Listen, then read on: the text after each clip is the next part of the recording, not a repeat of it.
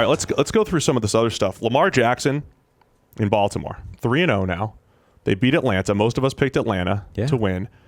And there were some good questions. There was a question in the YouTube chat here about his grades aren't great, but how valuable is he? And I think this is – I think if you guys go back to my write-up on ProFootballFocus.com before the draft, and I said there's an offense to be built around Lamar Jackson. And despite like all of the studies that we've had that like, look, you don't need the run game to set up the pass or anything like that, I'm not saying they go out the window, but I think a running quarterback – changes things a little bit, right? Yeah. When you have to account for both guys in the backfield as potential runners, you have more open throws. And this has been my point this entire time. Lamar Jackson runs the ball X amount of times to just keep the offense on schedule. Yesterday, 17 carries for 75 yards, only one of which was a scramble, right? A couple kneels in there and a sneak and whatever. But a lot of designed runs. It opens up running lanes for the running back, and it opens up more passes for a guy that's going to miss a lot of passes like Lamar Jackson. That's where we are right now. Some bad decision-making, some missed passes, but just easier passes because of his run threat. So that's why he can grade a little bit lower, and I think there's some level of efficiency there for Lamar. Yeah, there is. Only 4 running backs have carried the ball more than Lamar Jackson since he started. The last 3 weeks, he has 55 carries and only 4 running backs, one of whom is Gus Edwards on his own team. There you go. Have more carries than that. David Johnson, Saquon Barkley, and Zeke Elliott. So essentially the 3 most workhorse backs maybe in the NFL, and then Lamar Jackson. Like that's how much he's carrying the ball. I agree. I think his grades are not great. If you were looking just at grading terms, you would say as soon as Joe Flacco gets back, you put Joe Flacco back in and you go back to the Lamar Jackson gimmick thing, right? But what makes it interesting is that he is way more dangerous to a defense than Joe Flacco is. So even if he's not better right now, he's proven at the very least that he's viable. Like he is not going to be the reason they're losing games right now because he's not playing great and they're still winning. And those two things are connected. It's not that they're winning in spite of him. It's that they're winning partly because of him, even though he's not playing great. What he does is he brings something completely different that NFL defenses are not used to dealing with. And that in and of itself has inherent value. Honestly, though, Josh Allen is doing something very similar with the Bills. I mean, an offense that was at just a special level of incompetence is now more viable because of Josh Allen. Now, they're not winning games as efficiently as the Ravens, but Josh Allen's done something similar. Yeah, the bottom line is NFL defenses hate being presented with something they're not used to dealing with. Right. And it causes issues because the margin for error at this level is so small that if you're not inherently immediately sure what to do when you see something, that's the hesitation you need. That's the difference between winning and losing stuff. So, you think back to the Colin Kaepernick season where he was so great because it wasn't something defenses were used to dealing with. And then the longer that worked out, the more defenses got used to dealing with it, slowed it down, and eventually it wasn't an issue. But the Ravens are going to be chasing this playoff berth. Right. I think the length of time it'll take for teams to catch up to how to completely shut down Lamar Jackson is going to stretch into next year, at which point your best chance to win, despite the other quarterback being an objectively better passer right now, is Lamar Jackson. Because he's more dangerous to an NFL defense, and they're not going to catch up to that quickly enough to make it worth sitting him down. He has almost as many negatively graded throws as positives. Yeah. That's not usually something that's a 1-to-1 ratio. You're usually going to get far more positives than negatives, at least 2-to-1. So I think that just sums up from a grading standpoint the same thing we said. He's going to miss a lot of throws. He has 5 turnover-worthy plays in there, 4 of which are on the lower end of that turnover-worthy scale. So he's put the ball in harm's way a ton. Yeah. But he still has the ability to make some of those special throws. He can do. I keep saying you could go and have somebody that's a huge Lamar Jackson fan and show his 10 best plays and just say, look at him maneuver the pocket like Tom Brady. Look at him do this. Look at him keep his eyes down the field. He has all these great quarterback traits.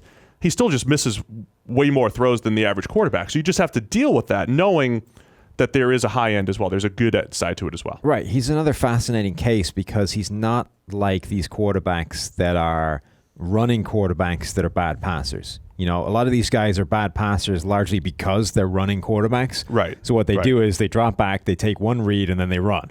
If that one read isn't open, they start taken off and they use their legs, and that's why they never develop into quality quarterbacks, because they're not concentrating on the passing element of working through your reads, of understanding how to work within the pocket, maneuvering things around, and then delivering the pass. They're just focusing on, if I can pass, that's great. If I can't, I'm running because I'm a great athlete. Right. Lamar wants to pass. It's like you said, one of these runs was a scramble. The rest, they're all design runs. Yeah. He's actually staying in the pocket. He's a pass-first quarterback in the pocket. He wants to pass, and he does all of the passing things that a passing pocket quarterback does. He works through reads. He's a lot of the times better when he does go through his reads and gets to that guy than if he does the first read. He stays within the pocket. He maneuvers things around. He is a passing functional quarterback who just happens to be an absurd athlete. He also just happens to be really bad at the down-to-down accuracy part of being a passing quarterback.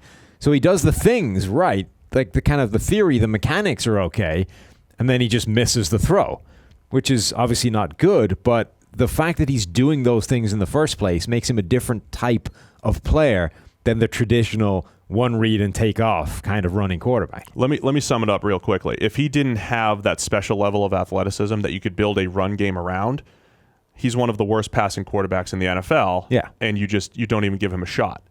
But because he has that special running ability, not only can he pick up those yards on the ground, he will also make his job easier with more open throws. And it's kind of like the Cam Newton thing. If you give an inaccurate quarterback more open throws, he'll complete more of them. Now, again, it might be a crosser where you put it on the back shoulder instead of front, and it might be a little limited, but it's still more valuable than a complete miss. Yeah, but I think that's what differentiates him from guys like Vince Young, who was a pretty special athlete himself, but didn't want to pass so much. He was far more ready to take off and run and just rely on his athleticism, and never developed the passing part of his game. Lamar at least wants to do that and goes about doing it as if he will. And that, I think, was what differentiates him from those Vince Young-style quarterbacks. But, again, you're right. You do have that the athleticism, the running skills to lean on while you develop that. Now, the question is, will his accuracy ever be good enough that it matters? So the running stuff is fantastic. But, like I say, eventually NFL defenses will catch up to the things you don't do well and limit the things you do well. So he's going to need to get better as a passer. The question is, where is that ceiling, right? Because it's accuracy is the issue. And you can't always fix that. And my comparison was Michael Vick for these very reasons, right? Yeah. Throw for throw, it's not going to look great. Special throws are in there. Special running is there. But Michael Vick had a lot of games where he carried the team with his legs, and we're seeing that a little bit with Lamar. He also had games where if teams did take that away and they did a really good job of containing him, they were done. I mean, they were shut out a few times. I mean, Vic had some really bad games in there, and I could see that same thing happening with Lamar. Your comparison was Vic. Mine was actually Kaepernick for these reasons, right? It's the same idea. The Kaepernick's athleticism was fantastic. He could do certain things as a passer. He never developed that enough to become a really good NFL quarterback. Now, obviously, what's happened to him since doesn't have any real relevance to that. And we're not wading hip deep into that one. But the point is, what are you trying to say? Nothing at all. About Kaepernick. But in order for Lamar to become a legitimate, starting, long-term viable quarterback, he's going to need to develop that part of his game. It's not – the running thing is always going to be there. It's how good can he make the passing part, because he wants to do it. It's at least in his game. Yeah, completely agree. So the Ravens win, and they're still very much in the wild card hunt there in the AFC, in charge in the wild card hunt. A lot of Texans questions. Not just wild card hunt; they're back in the division race with Pittsburgh losing. Yeah, that's true. They technically are half game behind Pittsburgh. Sorry, you guys are more than that, Baltimore Ravens fans.